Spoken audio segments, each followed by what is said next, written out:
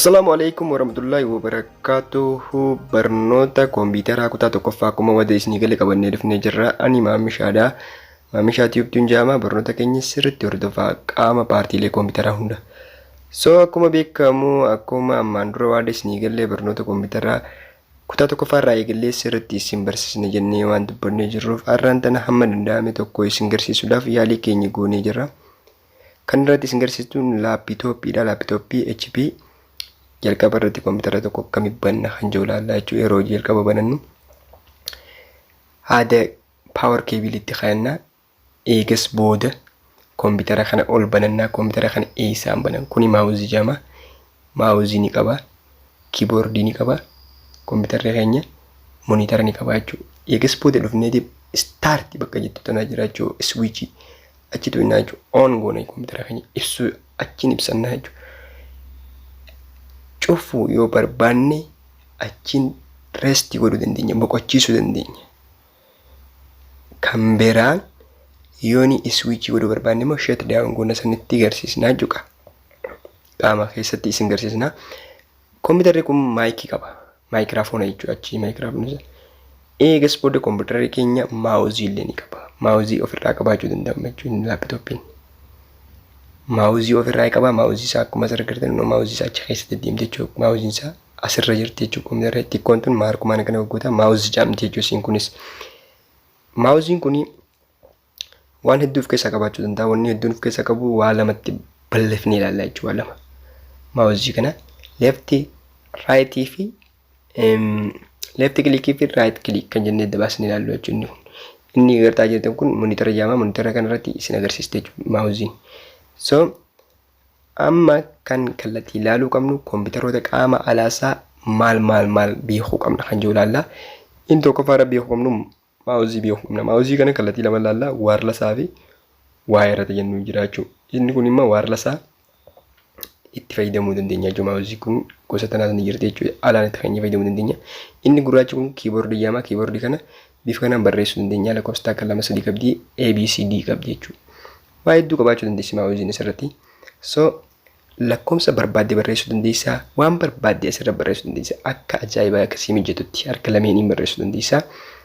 Inni biraa kan jiru asirratti yeroo nuti maawuzii fayyadamnu kompiitaraan yeroo maawuzii keenya fayyadamnu waan biraa tokko osoo hin goone harka keenya raayitii fi leeftii bicha adda baafachuu qabna maawuzii irratti. Kan raayitii goonuun raayitiin maali faayidaan isaa? Leeftiin maali faayidaan isaa? Kan jiru faayidaa isaa tokkoon tokkotti adda baasnee isinitti himna jechuudha. Irra caalatti kan beekuu qabdan kan itti fayyadamuu qabnu raayit kilikii sirriitti itti fayyadamuu danda'u qabna jechuudha. Kompiitara keessatti raayit kilikii sirriitti fayyadamna jechuudha cellotti. Kanaaf lachuun isaanii fayyadamna ta'ee immoo raayit kilikii yeroo maratti fayyadamna jechuudha. Kompiitara maawuzii laapitooppii illee ofirraa qaba. Akkasumatti maawuzii waarlasa irraa illee akkasuma fayyadamuu dandeenya jechuudha. Kompiitara keessatti maawuziin paartii kompiitaraa keessaa output keessaa isa tokko jechuudha. Kanaaf kiiboordii fi inni sirriitti adda baastanii beekuu danda'u qabdan jechuudha. Kiiboordii jechuun gurraacha agartan kana maawuziin kan hin armaan harkaan tuqaa jirtu kana jechuudha. Kana sirriitti beekuun dirqama ta'a. Kan biraa kan agartan kun mooniitara jedhama. Bakka iskiriinii irra agartan kun mooniitara jedhama. Yeroo itti maawuzii kana gurgurta as keessa deddeemuu dandeessi jechuudha. Kan adda baastee beekuu danda'u qabda tokkoffaa irratti. Lammaffaa irratti raayit kilikiidha. Raayit kilikiin akkuma reefu tanna waarra sarti hin agarsiifne raayit kilikii tunis raayit kilikii jedhamti tun immoo leefti kilikii jedhamti. Inni biraa as dhufta. Yeroo as dhuftu wanta ifaa lamaan tokko jira. Lameen keessaa kan gama mirgaarra jiru maali niitoorkii yookiin waayifii kan jennu jechuudha. Kompiitarris waayifii qaba. Kompiitaroonni PC'n tokko yeroo nuti kompiitara on goonu waayifii asirratti nu barsiisaa jechuudha. Inni gubbaa irratti dispilay godhee yeroo nuti cufnus asirra baasee nu barsiisa jechuudha bifa kanaan. Kanaaf niitoorkii waayifiidhaatis eessa jiratti rakkamuu osoo hin qabne asirraa barataa jechuudha. Akkamitti niitoorkii fi kompiitara wal qabsiifna yoos paartii biraa irratti itti deebinaa jechuudha. Inni sadaffaa irra agartan kuni miyuut yookiin immoo sagalee cufuun dhibbaan dhibbatti wanti keessa osoo hin cufu yeroo nuti kana kun eksigoonee qabne jechuudha. Sagalee irraa qabnu yeroo nuti cituunu ammoo sagaleen isaa dhibba baname jechuudha. Kan nu agarsiisu jechuudha. Kun asirraa kan beekuu qabdan jechuudha qaama alaarraa. Itti aansee maal beekuu qabdan kompiitaroota keenya irratti. Kun lameen wantoota nuti akka shortkatii itti fayyadamnu jechuudha. Saffisaan itti fayyadamuu danda'u qabnu jechuudha. Kan biraa akkatti aansitee beekuu qabdu hordoftoota keenya qaqqaalii koompitara kana baruun qaama isaa isin wal barsiisu jira malee keessa isaa hin seenne hubadhu. Keessa isaa qaama isaa kana eega tokko sitti himne booda keessa isaa seennee waan barbaadde waliin hojjannaa jechuudha. Wardiirraa kaafnee hanga Exceelitti, Exceelirraa hanga PowerPointiitti. Hunda isaa akkaataa footootti diikuudhaan akkaataa itti waamtu hojjetan. Kanaaf har'a bakka dagaan jiru eessa jira? Dagaan koompitara as jira. Koompitara HP Core i5 dagaan isaa as jira jechuudha. Kana bantee dagaa isaa ilaaluu dandeessa, cheekuu dandeessa. Yeroo bantee koompitara kana dagaa isaa ilaaltee koodiin dagaatii fi koodiin koompitara takka kan jettu ilaaluu danda'u qabda. Orjinaala moo jijjiira kan jiru asirratti agartaa jechuudha. Orjinaala ta'uu isaa maaliin beekta kan jiru koodiin dhagaa kanaatii fi koodiin koompiterichaa the same wal fakkaachuu danda'u qaba. Asirratti ammas sii barreessee jira inni koompitara kanarratti yeroo mara koompitara irratti orjinaalli addaan baafamee barreeffamee jira.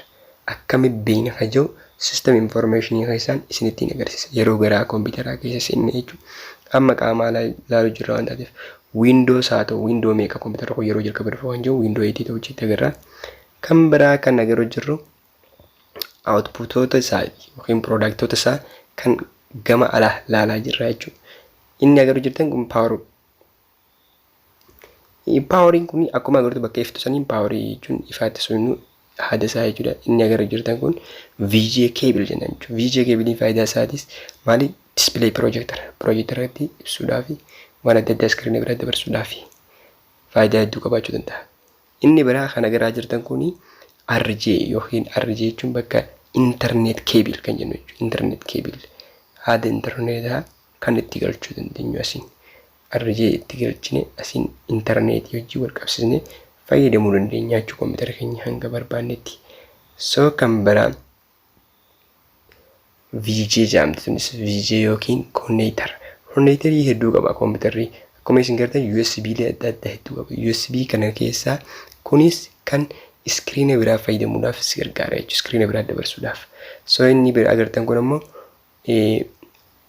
USB normal USB yookiin kan flash itti fayyadamtan sanni beektan flash yookiin memory card itti keessanii itti fayyadamtan san yookiin chaarjii silkii wajjin wal qunnamsiisuuf wanta adda addaa qabaachuu danda'a. Gama gamanaatiinis yookiin left irratti USB lama qaba. USB lameen isaan tan flash yookiin koompiteroota yookiin silkii wajjin qunnamsiisuuf nu gargaartu jechuudha. Isin itti fayyadamnee waa hedduu maltiidha waan ta'eef koompitarichi waa hedduu qabaachuu danda'a jechuudha. USB hedduu qabaachuu danda'a. Dhiifama isin jecha inni itti aanu uraalee lameen xixiqqoo jira. Uraalee lameen xixiqqoon tunoo maal fayyaddi kan jettan gaafachuu dandeessan. Inni kuni sagalee waraabsistuu yookiin sagalee dabarsituu yookiin microphone recording mic kan jennu jechuudha. Recording mic kan jennu jechuudha. Gama jalaa sanatti maal guna karraa gadiitti earphone fayyadamuu dandeessa. Kan olii immoo lachuu jaaqatti keessee waliin fayyadamuu dandeessa jechuudha. Yeroo jaaqaa fayyadamu kan gadii earphone bichatti kaatti. Kanaaf hanga kutaa lammaffaan dhufutti nagaan nu turaa isiniin jennaa. Kutaa lammaffaa keessatti wantoota adda ta'e barachuu dandeessan. Kanaaf kun barnoota koompitaraa sirriitti hordofaa hanga isin nagaan nu turaa.